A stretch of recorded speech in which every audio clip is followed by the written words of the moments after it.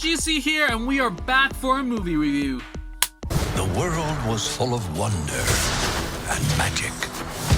But times change. I'm a mighty warrior! Morning, Mom! Hey, birthday boy! Onward! So this is directed by Dan Scanlon, who directed Monsters University, and I swear to God, I watched that, but I don't remember anything from it. And I read the synopsis, I was like, wow, that's a very generic, like, university, new kid on the block type of vibe. But anyway, so Scanlon also wrote the screenplay and also the story. And Chris Pratt, that's his name. I forgot his name in Spies in Disguise. What was it in the other movie? But anyways, Tom Holland is back. So Spies in Disguise and now this. He's pretty busy ever since Spider-Man's not around. So this stars Tom Holland, Chris Pratt, Julia Louis-Dreyfus, and Octavia Spencer. Who were they even playing? Oh, Julia Louis-Dreyfus, yeah, played the mom, and she was great.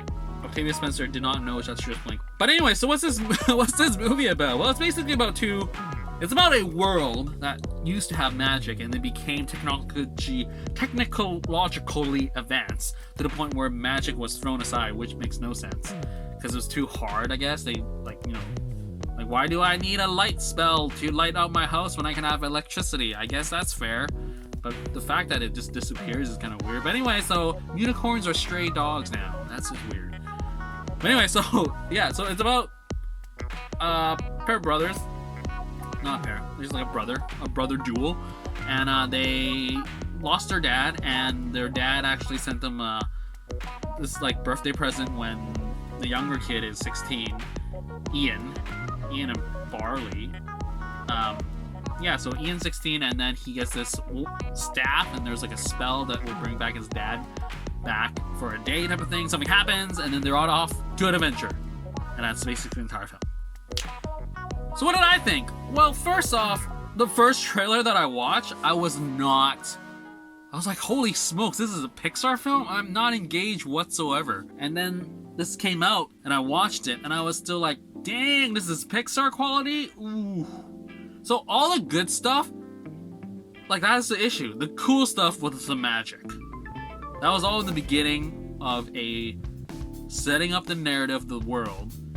And then there was like one training montage, and that's it. And even the dragon fighting was kind of cool. But then throughout the entire rest of the film, it's just more like there was pixies, but that wasn't even that long. I mean, that was kind of nice. That was a cool moment, but just everything else that was cool, they just like made it into current day. It's like, no, I want this escape, but yet I don't care if elves are not magical anymore. I want magical elves. And yet that was it. I mean, Tom Holland, Chris Pratt, chemistry is there. Chris Pratt's character, all I hear is Chris Pratt's voice. This goes back to Spies in Disguise. When the voice overwhelms the character, you see the actor more than the character. Not good. I mean, Julia Louis-Dreyfus, like, I didn't even know it was her voice. And that's always good. It's always like watching it after the fact. You're like, hey! It's like Rashida Jones in Spies in Disguise. It was like nice to know. Or Karen Gillan, DJ Khalid, type of thing.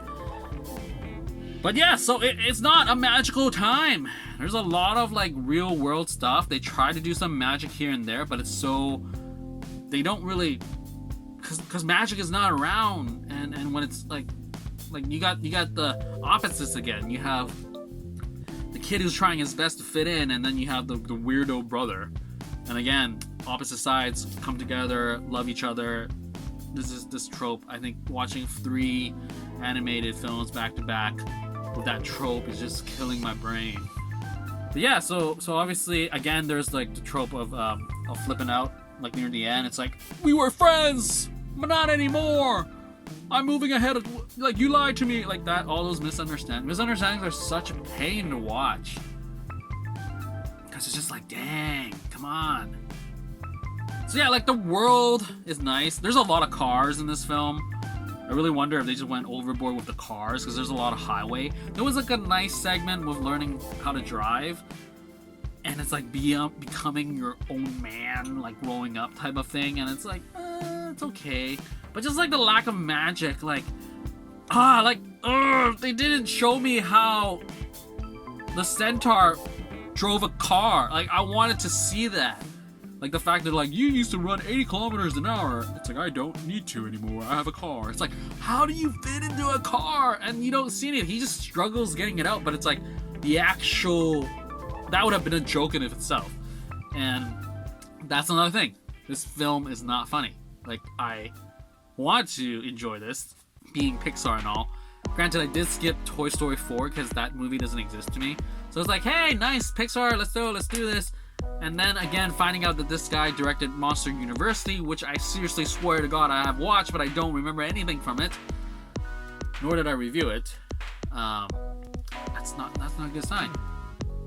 And yeah, like, I don't know, like, he has such a rich potential, but it just became this. And I think it sort of reminded me of The Good Dinosaur in a sense where like they show you bits and pieces of the world but never go anywhere with them. Like, yes, we get to see the gas station, we get to see the pixies, we get to see the Manticore's cave or pub or whatever, but it's so normal that it's like magic is gone. Like, literally there is no magic here in these areas, and it's just like sad.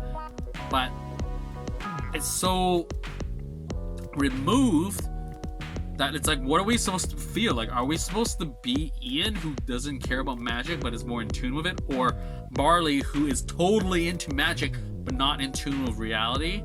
Like, who are we supposed to root for?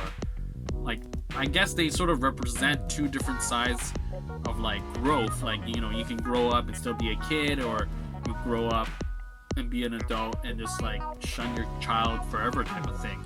So there's that, and I don't know where it's going. In the end, magic prevails. Like, they don't even do anything with the magic. They just like, we're gonna go off an off-beaten trail.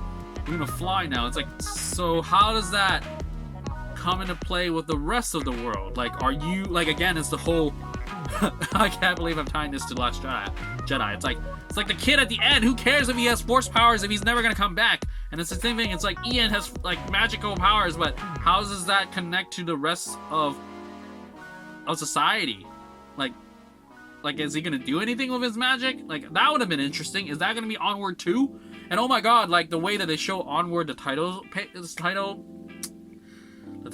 was just like, so sad. Because it was great if he just shifted his gears, like, Onward! Like, that would have been a great moment to be like, this movie is called Onward, like that. Instead of like, shoot some like firecrackers, blah blah blah, and it blows into Onward, the wording.